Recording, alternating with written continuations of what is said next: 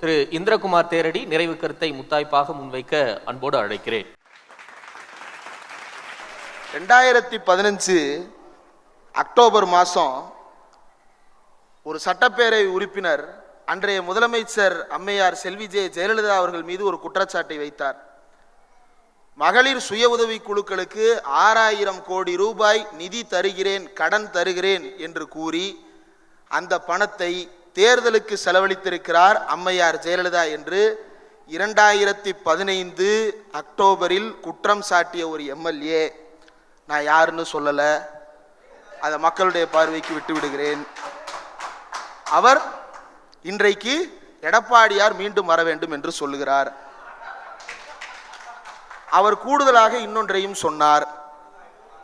அதிமுக திமுக என்று தொண்டர்கள் களத்தில் வேலை பார்க்கிறார்கள்.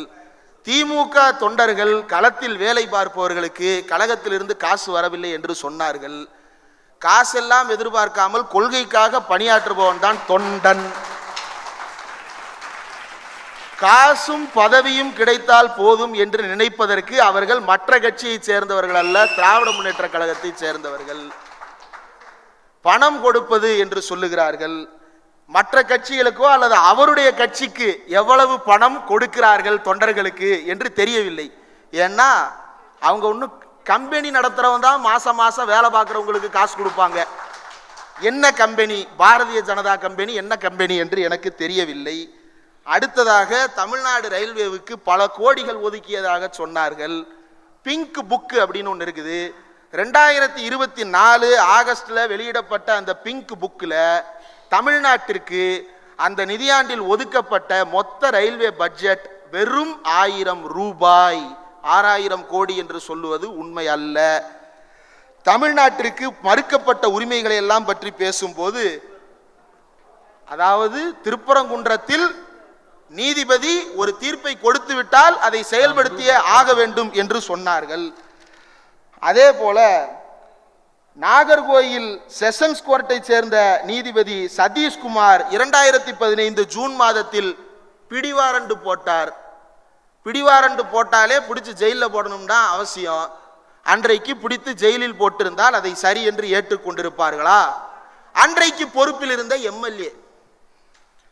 அப்போ நீதிமன்றம் சொல்லிவிட்டது என்பதனாலேயே ஒரு விஷயத்தை செய்ய வேண்டும் என்றால் 27 செப்டம்பர் 2015 கன்னியாகுமரி கருங்கல் சந்தையில் பேசிய பேச்சுக்கு அம்மையார் ஜெயலலிதா தொடுத்த அவதூறு வழக்கில் 2015 ஜூன் 15ஆம் தேதி அந்த எம்எல்ஏ நீதிமன்றத்தில் ஆஜராகி இருக்க வேண்டும். அவர் ஆஜராகவில்லை. நீதிமன்ற உத்தரவை மீறியதற்காக அவருக்கு பிடிவாரண்டு போடப்பட்டது. பிடித்து ஜெயிலில் போட்டு விட்டார்களா? இல்லை இல்லை. அப்ப நீதிமன்ற அவமதிப்புன்னு அர்த்தமா? இல்லை இல்லை. அப்போ நீதிபதி சொன்னாலும் மக்களுக்கு எது சரி என்று முடிவெடுப்பதற்காகத்தான் அரசாங்கத்தை தேர்ந்தெடுத்திருக்கிறார்களே தவிர, அப்படி இல்லாவிட்டால் நீதிமன்றமே ஆட்சி நடத்திட்டு போயிடலாமே. எதுக்கு ஓட்டு போட்டு தேர்ந்தெடுக்கணும்? எதுக்கு எடப்பாடி பழனிசாமி அவர்கள் எதிர்க்கட்சி தலைவர் ஆகணும்? எதுக்கு முக ஸ்டாலின் முதலமைச்சர் ஆகணும்? அதற்கு காரணம் என்னவென்றால், மக்களின் கருத்துக்களை முடிவெடுக்க வேண்டிய அதிகாரத்தில் இருப்பது முதலமைச்சர்கள் தான். அவர்களிடம்தான் அரசு இருக்கிறது. அரசு எவ்வளியோ அவ்வளியில் தான் மக்கள், மக்கள் எவ்வளியோ அவ்வளியில் தான் அரசு. இது ஜனநாயக தத்துவம். ஆனால் அந்த ஜனநாயகத்தை மீறுகிறவர்கள் பாசிஸ்டுகளுக்கு இந்த ஜனநாயகம் என்பது எப்போதும் புரியாது. மேலும் 3 நீதிபதி சேர்ந்து தீர்ப்பு கொடுத்தார்கள் என்று விஜயதரணி தோழர் சொன்னார். 3 நீதிபதிகள் சொன்ன உடனே எனக்கு அதிர்ச்சி ஆயிருச்சு. நான் ஒரே ஒரு ஜிஆர் சாமிநாதன் தான் நினைச்சேன். 3 ஜிஆர் சாமிநாதன் இருந்தாங்கன்னு நான் சொல்லல, அக்கா விஜயதரணி சொல்றாங்க.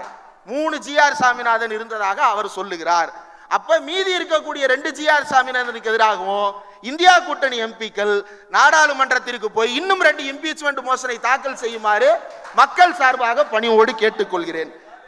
2வது, கலைஞர் மகளிர் உரிமை திட்டத்தில் 1000 ரூபாய் வருகிறது, திமுக தொண்டனுக்கே வரலன்னு சொல்றாங்க. அப்ப திட்டம் ரொம்ப சரியா செயல்படுத்தப்பட்டு இருக்கு போல. சொந்த கட்சிக்காரன் என்பதற்காக தான் வைத்த வரம்புகளை மீறி அவர்களுக்கு கொடுக்காமல் அந்த வரம்புக்கு உட்பட்டு யார் இருக்கிறார்களோ அவர்களுக்கு கொடுத்திருக்கிறது என்றால், தேவை இருப்பவர்களுக்கு தேர்ந்து செய்து கொண்டிருக்கிறது தமிழ்நாடு அரசு.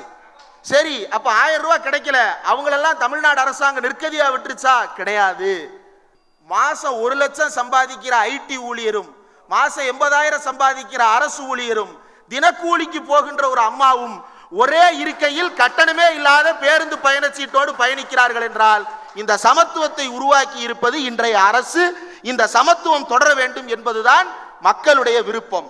எல்லாவற்றையும் தாண்டி ஒன்றை சொல்லிக்கொள்ள விரும்புகிறேன். தமிழன் என்றோர் இனம் உண்டு, தனியே அவருக்கு ஒரு குணம் உண்டு என்று சொல்லுவார்கள். அந்த குணம் அதிமுகவின் தொண்டர்களுக்கும் உண்டு என்று எனக்கு நன்றாக தெரியும்.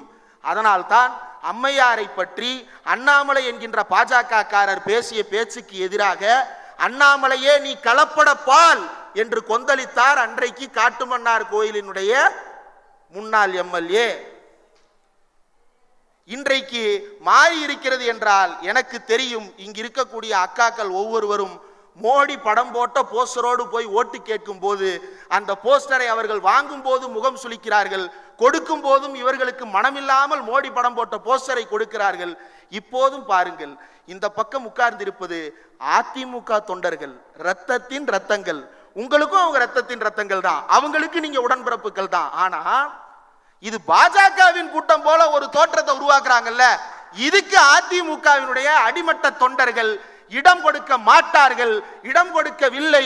அதனால்தான் தொடர்ந்து எடப்பாடி பழனிசாமி அவர்களுக்கு அவர்கள் ஒரு செய்தியை சொல்லிக் கொண்டே இருக்கிறார்கள். நீங்கள் பாஜகவோடு கூட்டணி வைத்தால், நீங்கள் எடப்பாடியாகவே இருந்தாலும் பொதுச் செயலாளராகவே இருந்தாலும் உங்களுக்கு நாங்கள் ஆதரவு தெரிவிக்க மாட்டோம்.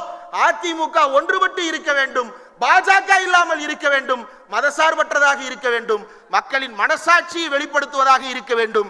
2014 ஜெயலலிதா கேட்டாரே மோடியா லேடியா என்று, அப்படி கேட்டால் அது அதிமுக. அதிமுக தொண்டரோட மனசாட்சியை புரிந்து கொள்ள முடியாதவர் எப்படி தமிழர்களுடைய ஒட்டுமொத்த மனசாட்சியை புரிந்து கொண்டவராக இருப்பார்? அது தெரிந்ததால் தான் 2019 ஆரம்பித்து இப்போது வரைக்கும் உதயசூரியன்ல குத்தின கையை மக்கள் இன்னும் எடுக்கவே இல்லை. அந்த கை மீண்டும் கைக்கும் உதயசூரியனுக்கும் சேர்த்து குத்தும். அது பானைக்கு குத்தும் அல்லது கரிவாள் சுத்தியலுக்கு குத்தும். ஒருபோதும் பாஜகவிற்கும் அதிமுக ரெட்டலைக்கு ஓட்டு போட்டவன் பூரா எல்லாம் நல்லா இருக்கணும்னா சூரியன் உதிக்கணும்னு மீண்டும் சூரியனை நோக்கி திரும்ப தொடங்கி விட்டார்கள். அன்வர் ராஜா வந்து விட்டார், மைத்ரேயன் வந்து விட்டார், மருது அழகராஜ் வந்து விட்டார். இன்னும் எத்தனை பேர் வரப்போகிறார்கள் என்பதை அறிவாலயம் கணக்கெடுத்துக் கொண்டிருக்கிறது. நன்றி.